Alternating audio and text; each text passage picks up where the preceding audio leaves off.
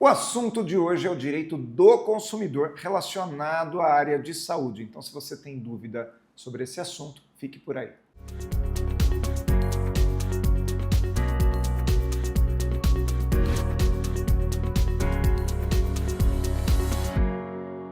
Café Corporativo, aqui no canal 25, hoje falando com o Dr. Vinícius Zuardi, ele que é especialista no assunto. Seja bem-vindo, Dr. Vinícius. Muito obrigado, agradeço você, Aguinaldo, uma honra estar aqui com vocês, uma honra estar aqui no Café Corporativo. Enfim, estou aqui com vocês, né, conforme prometido. Enfim veio, né, doutor? Obrigado, viu? É uma honra mesmo. Dr. Vinícius Zuardi é advogado especialista em direito do consumidor. Ele é ex-vice-presidente do Procon de São Paulo, mestre pela PUC de São Paulo em direitos difusos e coletivos, que é o nome correto quando a gente fala em direito do consumidor. É isso, doutor? É isso, direitos difusos é uma área razoavelmente recente do direito, que abarca tanto o direito do consumidor, mas abarca outras áreas muito importantes, como o direito ambiental. São os direitos, né, difusos, aqueles que muitas vezes a gente não consegue determinar quem são as pessoas que estão padecendo aquilo. Um exemplo de direito do consumidor é a publicidade enganosa, que a gente sempre usa com os alunos. No direito ambiental, por exemplo, é a poluição, um rio poluído. Quem são as pessoas afetadas? Então, às vezes, por isso que tem essa denominação de direitos difusos e coletivos. Muito bom. Mas hoje eu quero falar especificamente do direito do consumidor relacionado aos planos de saúde, porque é um assunto que está muito em alta. Nós temos ouvido muitas situações a respeito dos planos de saúde, em especial quando elas estão relacionadas às empresas, né?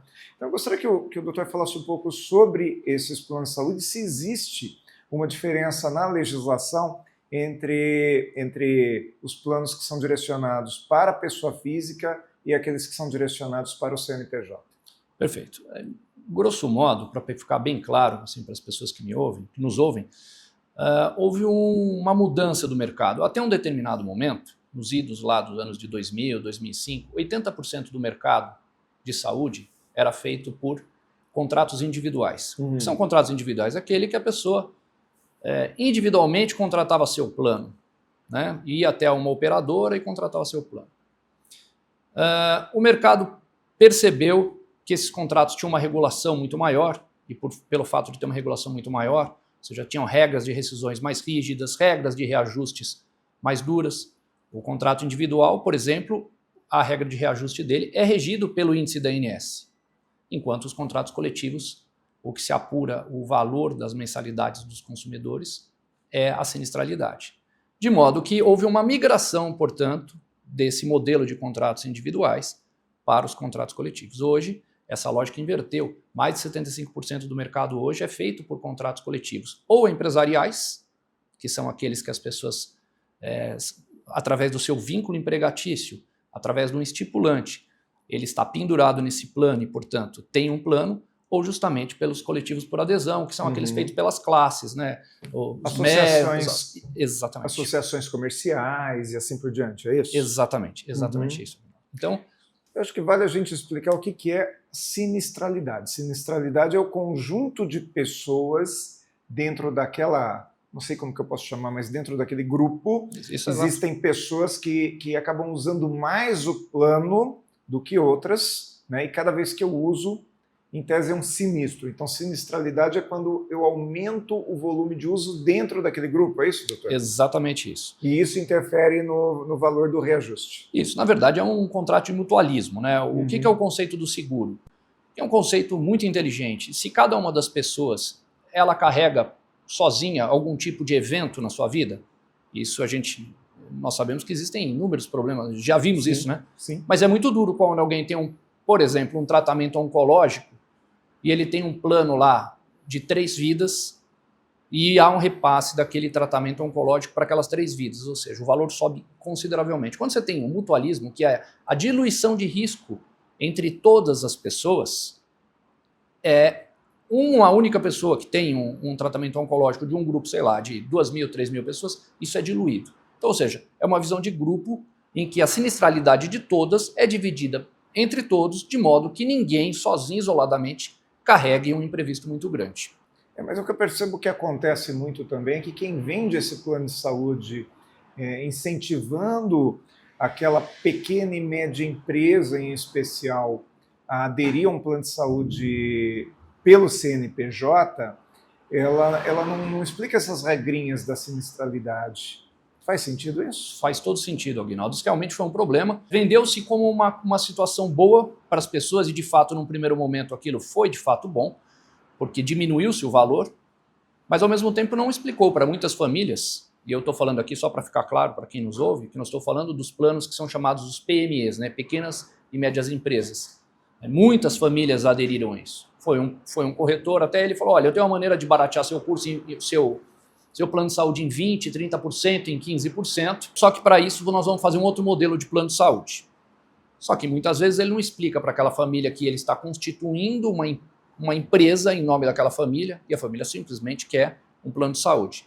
Esse é um primeiro problema. Um segundo problema é que nesse modelo a rescisão contratual, em tese, é possibilitada pelo plano de saúde.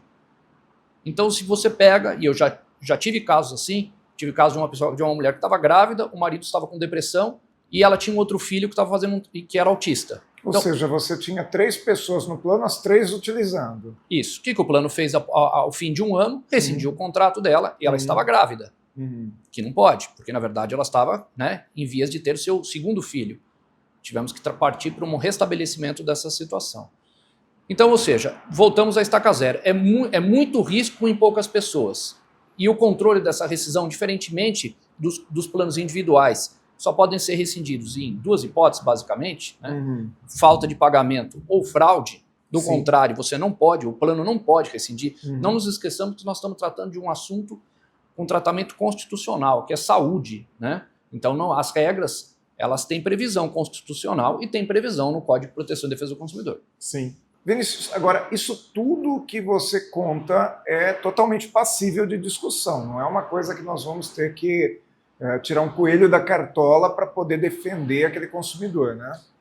É até o contrário, eu diria, Aguinaldo. O Poder Judiciário tem uma visão muito diferente do que acaba acontecendo em termos, assim, no dia a dia das empresas e das pessoas. Não são poucos os casos das pessoas que discutem negativo de atendimento, rescisão abrupta do seu contrato, e de empresas que, quando vão revisar o valor do seu plano de saúde, tem uma diminuição muito grande do valor que vem sendo cobrado, justamente por aquilo que eu disse, pela dificuldade de demonstração da sinistralidade real. Muito bom. Eu tenho algumas dúvidas ainda para te perguntar em relação a algumas práticas que eu observo e percebo que os planos de saúde fazem, né? Mas isso a gente vai deixar para o segundo bloco, nós vamos para o intervalinho e voltamos daqui a pouco com mais do Café Corporativo.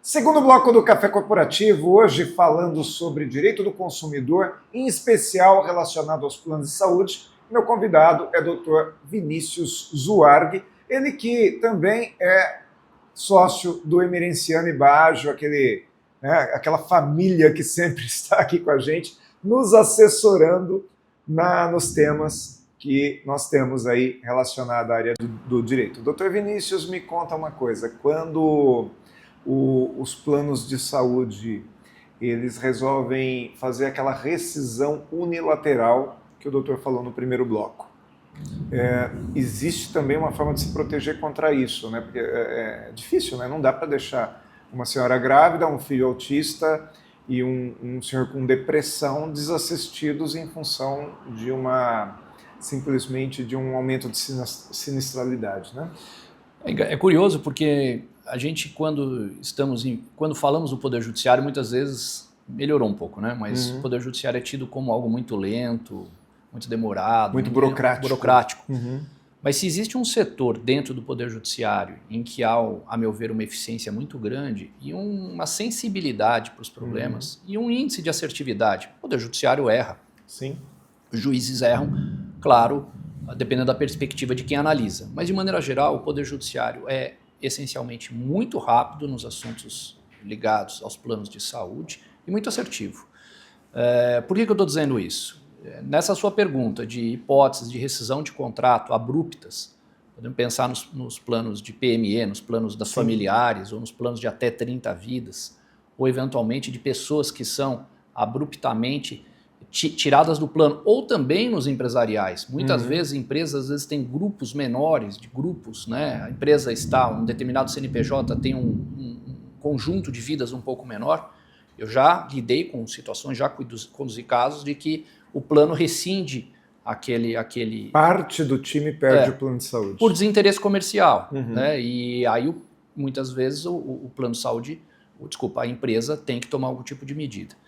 Então, eu diria assim, grosso modo, que existe, assim, claro, a depender do caso, mas todas as possibilidades do mundo de haver um restabelecimento desse plano, seja em alguma dessas hipóteses, rapidamente pelo Poder Judiciário, quando manejada a ação adequada e quando a pessoa estiver diante de um advogado de sua confiança, mas um advogado realmente que conheça o tema e saiba fazer isso. Pelo que o doutor está me falando, então, existe uma diferença de legislação quando há um plano de saúde contratado pela pessoa física ou quando ele é contratado pelo CNPJ. Agora, independente dessa diferença de legislação, as práticas abusivas, elas são possíveis de serem discutidas na esfera do direito, é isso? Sim, na verdade, de maneira legislativa é a Constituição Federal, o Código de Proteção e Defesa do Consumidor e depois tem a Lei 9656, que é a Lei de Plano de Saúde, do ano de 98. Esse é basicamente o conjunto normativo. E, claro, as resoluções da ANS, a ANS, a Agência Nacional de Saúde Suplementar, que é quem regula o sistema. Mas, como eu disse agora, uma das últimas perguntas, como houve uma migração dos planos basicamente para os empresariais e os coletivos por adesão, você tem um número pequeno de contratos regulados pela ANS. Então, só para você ter ideia do mercado, olha só, o mercado de planos privados no Brasil é de 25% da população, em torno de 50 milhões. Esse número ele tem pequenas variações ao longo dos anos. Significa dizer que 75% da população brasileira não tem plano de saúde. E olha só o tamanho do mercado que existe ainda. Só que nós temos um problema regulatório. Porque, por força da maneira como a regulação está feita hoje, você não consegue fazer planos um pouco mais singelos, planos que seriam mais passíveis de uma aceitação ou de capacidade das pessoas pagarem e fazer com que essas pessoas também tivessem algum tipo de saúde e diluísse esse risco e, por via de consequência, também retirasse essa carga do SUS, né? Porque o SUS está com o grosso da saúde no Brasil. E que acaba ficando também, muitas vezes, sobrecarregado nisso, né? Agora, quando a gente está falando da empresa, da seguradora, né? A empresa de plano de saúde, lidando diretamente com uma pequena ou média empresa, nós estamos falando do direito do consumidor ou não é tratado pelo Código de Defesa do Consumidor? É tratado pelo Código de Proteção e Defesa do Consumidor, sim. Mesmo considerando que é de CNPJ para CNPJ? Sua pergunta é ótima, porque muitas vezes as pessoas pensam que o Código de Proteção e Defesa do Consumidor é só o consumidor, pessoa física, que compra um produto singelo. Não. Na verdade, o Código de Proteção e Defesa do Consumidor, ele defende e ele protege inúmeras companhias de porte gigantesco. Eu diria para você assim, para a gente também não adentrar muito, que essa questão tem uma profundidade, depende do que a gente chama de hipossuficiência técnica. Então, uma grande empresa, por exemplo, uma empresa de rótulos, uma grande empresa de rótulos, ela pode ser consumidora de uma empresa que faz a máquina que produz os rótulos. Sim, naquela perspectiva, ela é consumidora daquele fornecedor. E o CDC, em princípio, claro, tudo isso tem que ser olhado, o Código de Proteção e Defesa do Consumidor é quem vai disciplinar essa relação. O que aconteceu com a chegada do CDC é que o CDC, assim, falando de uma maneira mais... ele pegou um grande pedaço daquilo que era regulado pelo Código Civil. E o fato também de você não usar o Código de Proteção e Defesa do Consumidor não quer dizer que você vai ter uma lacuna jurídica, você vai para o Código Civil. Sim. E o Código Civil, embora tenha tratamentos um pouco distintos, a gente consegue encontrar também as saídas próximas que o próprio CDC dá.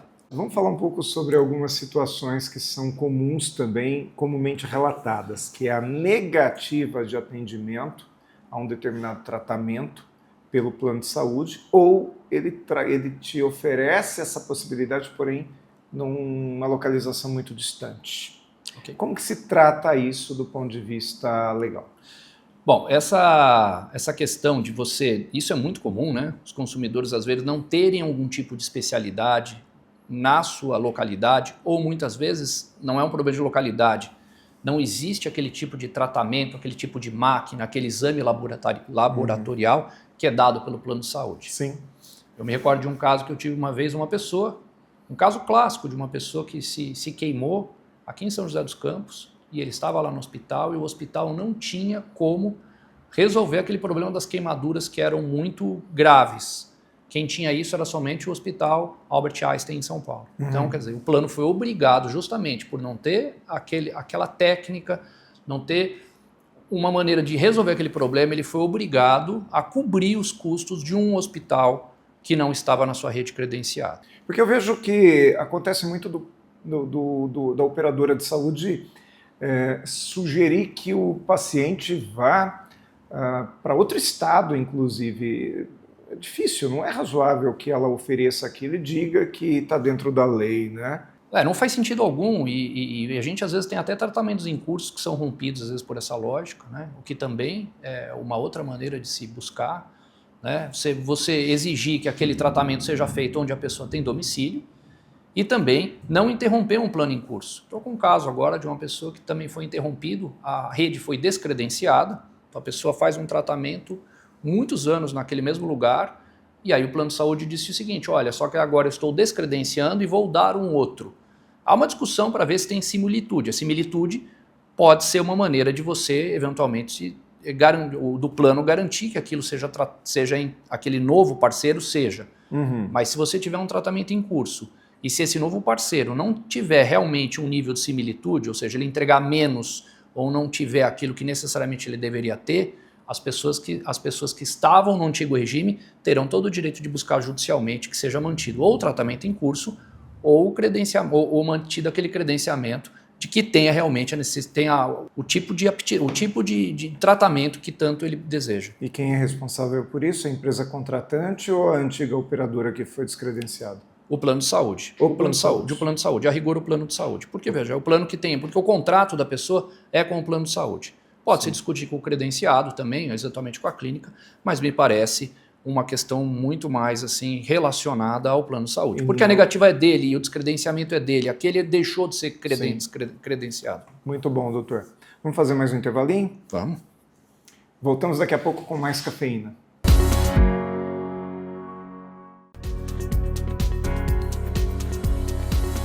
Mais cafeína aqui no nosso Café Corporativo de hoje, falando ainda com o Dr. Vinícius Zuarghi.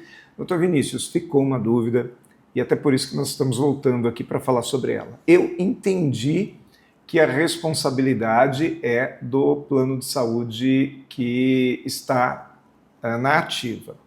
Mas vamos lá, se foi a empresa que quis trocar o seu prestador, a empresa quis trocar o prestador de serviço, e esse novo prestador de serviços não tem tantos profissionais credenciados como o anterior. Ainda assim, esse novo prestador é responsável pela continuidade dos tratamentos em curso ou a responsabilidade é do contratante que resolveu trocar por conta dele? Veja, a rigor, esse novo acaba sendo, no final das contas, uma escolha da pessoa que vem, do consumidor que está sendo tratado. Ele pode aceitar essa troca, se essa troca for de sua conveniência e se ele entender que nessa troca ele vai continuar tendo o mesmo nível de serviço, de tratamento que ele tinha. Ele pode. Agora, ele pode também... peguei um caso agora de uma pessoa que tem autismo, né, e vem fazendo um tratamento de muito tempo. E o pai justamente falou isso. Meu filho faz um tratamento de muito tempo e seria um problema trocar esse plano. Então, aí nessa circunstância, ele pode exigir sim que continue sendo mantido naquele hospital credenciado aquele tratamento. Então, não sei se respondi, mas eu vejo o seguinte, é uma questão que a própria pessoa que vai definir. E se ele entender que não tem, ele poderá ingressar com uma ação e exigir que aquele antigo credenciado continue a fornecer o serviço que até então vinha sendo dado. Ok, entendido. Então, quer dizer que se der algum tipo de dúvida, a justiça decide isso, é isso? Eu diria que a justiça é um bom guardião justamente para essas questões de saúde, onde realmente quando a gente está diante de um abuso, diante de uma rescisão que não faz sentido, de uma negativa de atendimento, de um tratamento, às vezes de um tratamento oncológico, de um tratamento que está muito ligado à vida da pessoa, o Poder Judiciário, eu diria que é uma ótima ferramenta para que as pessoas busquem isso e tenham o seu contrato, né? Ela tem um contrato de prestação de serviço de saúde com os planos e esse contrato tem que ser cumprido. Então eu diria que em certas hipóteses o Poder Judiciário é uma ótima solução. Muito bom. Dr. Vinícius Wag, muito obrigado por ter vindo ao Café Corporativo e espero que nós possamos outras vezes nos encontrarmos aqui também. Imagina, foi uma honra estar aqui com vocês, foi um prazer, que bom que deu certo, espero que os seus telespectadores tenham gostado.